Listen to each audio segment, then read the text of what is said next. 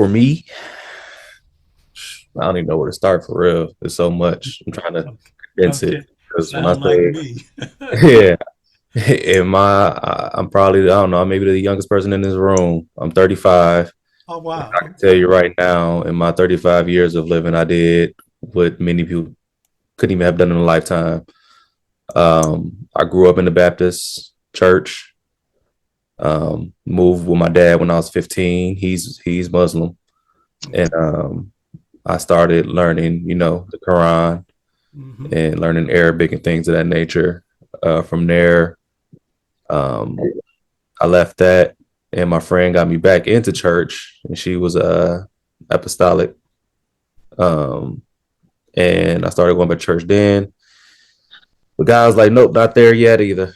So I was pulled out of that, and I became a Hebrew Israelite, and I became a religious zealot, and I came across Doctor Sabi, and I changed a lot with my diet because I played college football and I was set down due to a few things. First, it was the school that I went to previously, they lost their accreditation, so my math class didn't transfer over to the college that I ended up going to. So they ended up pulling my scholarship. And then when I tried to return to football, I found out I had an irregular heartbeat and I was 10 times more likely to have a stroke if I continued to play football. Yeah. Yeah. Um, so I had to make a hard decision and sit down. And from there, I just spiraled and didn't know what I was doing with my life because I literally put my entire life behind football. You can almost say football to me was idolatry.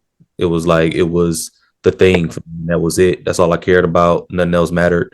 That was my way. That was how I was gonna, get my family out of Pontiac, Michigan. That's how I was gonna, become my mom's first millionaire son. And because I'm the oldest, and I put all this pressure upon me to make it to the NFL because my dad went to the NFL.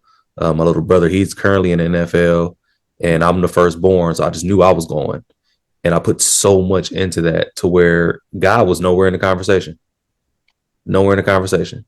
Yeah. And I had the situation where I was 22, and before I turned 22, though, I went on this spiral. I was going to Vegas every other weekend, partying, drinking, fornicating like crazy, Hmm. um, just just trying to fill that void with some type of excitement, some type of dopamine, and it just wasn't it.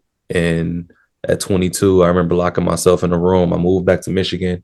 I locked myself in a room at my mom's house, and I just remember for 3 days just crying and praying. And I just said to God, use me. Like I don't know what else to do. Just use me. Find something for me to do. And he tried to, and I wasn't ready. I didn't know what I was asking for, Yeah. and I've been running ever since. And that song CC Wine and sing, "The Goodness of God is running after me." Um, I just that's what comes to my mind when I think of how I've been running and running and running from my purpose, running from the things that he's, you know, set for me, the things that he wants to use me for, and I've been trying to dodge it. And it wasn't until recently, after going through my divorce, where I once again set myself in a room with no windows, and I resubmitted myself to God, and I said, okay, what it is you want me to do. From there, I ended up moving to Jacksonville, and I moved down to Jacksonville, and things started off good, but then they started to get rocky a bit, and I found my faith wavering a little bit. And one day, I just like, what am I afraid of? And I went to the beach at night, couldn't see past a certain part, and I can just hear the ocean, and right then and there, I felt small again, and I felt insignificant, and I felt my troubles is nothing compared to this vast, what's out in the world. And I'm at the beach, and I'm like, I drove to the beach. I had the means. I have a vehicle to where I was able to drive to the beach. Not only did I drive to this beach, but I stepped out of my car and I walked to the shore. I have the legs to walk. And right then, I just started just counting my blessings. Like some 10 million people didn't wake up today. Hmm. There's people that's probably seeing me in a car, wish they had a car. There's people that may have just amputated their legs today, and I have my legs. Mm. I'm breathing, and I sat there and I just dropped to my knees and I started crying.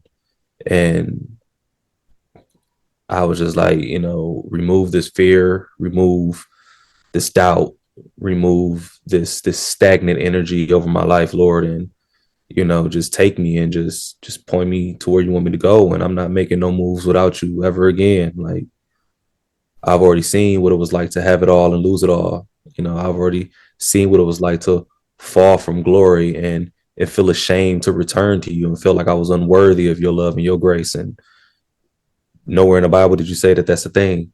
These are things that I felt for myself, and I placed that upon you. And it was like, who am I to change your word as opposed to what you said it was? And from there, I've completely picked myself back up, and I've been walking this path and accepting my calling and accepting my purpose and what it is, he calls of me. And when it comes to health, I mean, I went back plant based. I went back to Genesis. I always tell people, man, I don't really like to talk to a lot of people when it comes to the Bible until we can get out of Genesis. Mm. Because it took me 6 months to even fully understand Genesis myself. When it comes to our diet, what he originally told us to do, when it comes to understanding the Sabbath and understanding the heavenly luminaries and what he placed and understanding how to tell time and this and that. Like, I set out for a whole year and track the moon cycles to fully understand and keep track of times. Like, I did that work. So when it comes to a lot of people, when it comes to even having certain Bible discussions, I kind of like fall back and just let people, speak what they know because I know what I did. And I mean, I say all that to say, man, I am grateful that,